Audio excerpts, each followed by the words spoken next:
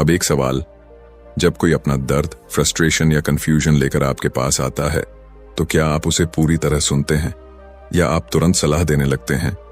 बहुत से लोग एडवाइस देने में जल्दी करते हैं बिना ये जाने कि सामने वाला किस माइंडसेट में है, उसे असल में चाहिए क्या।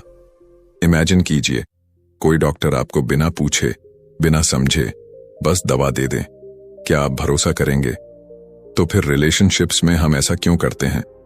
इस हैबिट की ब्यूटी ये है कि ये आपको एक रेयर गिफ्ट देती है, एम्पैथिक लिसनिंग। मतलब सुनना सिर्फ शब्दों को नहीं बल्कि इमोशंस को, उस साइलेंस को जो किसी के शब्दों के बीच छिपा है।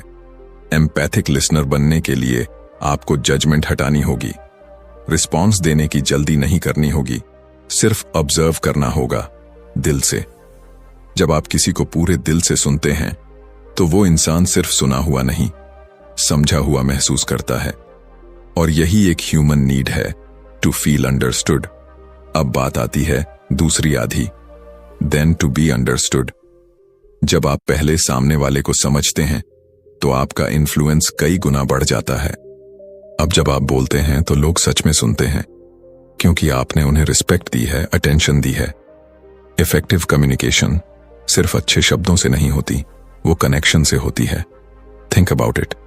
घर में, ऑफिस में, दोस्तों के बीच कितनी बार कॉन्फ्लिक्ट सिर्फ इसलिए होते हैं क्योंकि हम एक दूसरे को समझने की कोशिश ही नहीं करते। हर इंसान चाहता है कि उसकी बात सुनी जाए, उसकी फीलिंग्स वैलिड मानी जाए।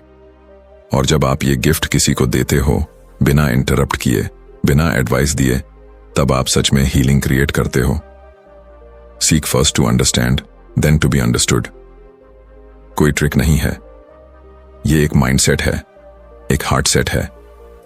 और सबसे ब्यूटीफुल बात यह है, जब आप दूसरों को समझते हैं तो आप खुद को भी नए अंदाज में समझने लगते हैं। तो अगली बार जब कोई आपके पास अपनी कहानी लेकर आए तो सुनिए, बिना इंटरप्ट किए, बिना सोचें कि जवाब क्या होगा। बस एक बार सच में समझने की कोशिश कीजिए।